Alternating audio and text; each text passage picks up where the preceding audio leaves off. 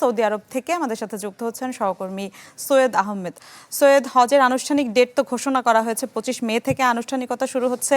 সার্বিক প্রস্তুতি কেমন দেখছেন, সেই সাথে জানাবেন সেখানে অবস্থানরত বাংলাদেশিদের অবস্থা কেমন? জি, ধন্যবাদ আপনাকে। আপনি যদি জানেন কিন্তু 25 তারিখ হজটা যখন শুরু হবে, এর 25 তারিখ কিন্তু হজ না, হাজিদেরকে কিন্তু 25 তারিখে মিনায় নিয়ে যাওয়া হবে। মিনায় গিয়ে তাঁবুতে অবস্থান করবে।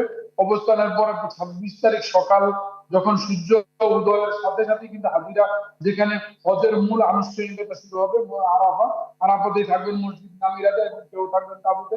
এই যে হজের মূল প্রস্তুতিটা যখন নামিরা হবে, তারপরে কিন্তু মিনা থেকে আরাফা থেকে আবার হাজিরা সূর্য অস্ত যাওয়ার সাথে সাথেই তারা কিন্তু চলে যাবেন মুজদালিফা ওখানে, সেখানেও গিয়েও তারা কিন্তু এক রাত্রি যাপন করবে, তারপরে ফিরে আসবে মিনাতে।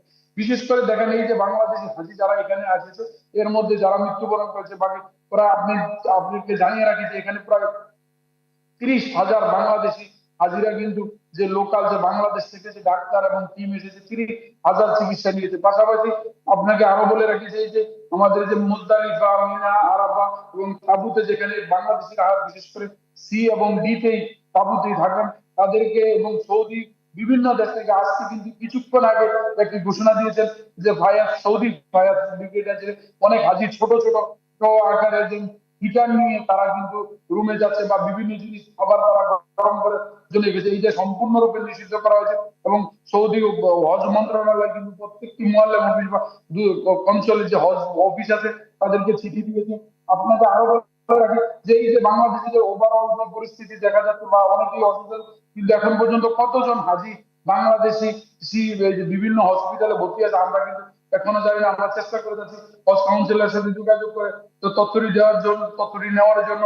এবং এই যে হাজি এখন কিন্তু আসছে কিন্তু যেখানে এখানে তীব্র গরম, যে এত গরম, এই জন্য হাজিদেরকে বলা হয়েছে যে সবাই যেন ইবাদত করে দ্রুত যেন হোটেলে চলে যায় বা ডাক্তারি যে টিমটা বলে দেখেন বিভিন্ন সময় যে ডাক্তারি টিমটা কিন্তু বিভিন্ন জায়গায় ছিল, এখন কিন্তু মিনা, মুজদালিফা, আরাফা এবং মক্কাতে প্রত্যেকটি জায়গায় কিন্তু ছোট ছোট করে ডাক্তারি এক একটা টিম দাঁড়ানো আছে আমাদের চোখে পড়ার মতন দেখবেন এবং দ্রুত তাদেরকে চিকিৎসা জন্য বা বিশেষ যদি কোনো প্রয়োজন হয় তাদেরকে হসপিটালে নেওয়ার জন্য ব্যবস্থা করেছে। এই জন্য এই বছর 2026 সালের পরিস্থিতি হজ আমরা যা দেখেছি, যেটা কিন্তু বিগত বছর থেকে কিন্তু অনেকটাই আলাদা আলাদা দেখেছে। এবং সৌদি নিরাপত্তা কর্মী প্রত্যেকটি বছরে আমরা 2 থেকে 3টি স্তরে নিরাপত্তা দেখাম। এই বছর কিন্তু 2026 সালের হজের নিরাপত্তাটা কিন্তু আলাদা, প্রায় 4টি স্তরে তারা নিরাপত্তা দিচ্ছে।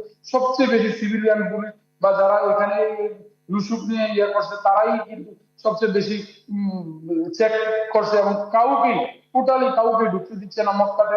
মক্কা এমন ভাবে একটা নিরাপত্তা তাদের ঢুকিয়ে রেখেছে। পাশাপাশি যারা এই যে মিনা থেকে মিনা তাঁবুতে জয়েন করবে, তাঁবু থেকে আরাফাত যাবে, সকলকেই কিন্তু একটি নির্দিষ্ট স্থানের মধ্যে এবং একটি পথ অবলম্বন করে যেতে হবে। এটাই ছিল আমার কাছে সর্বশেষ কথা। মিলা জি, ধন্যবাদ আপনাকে।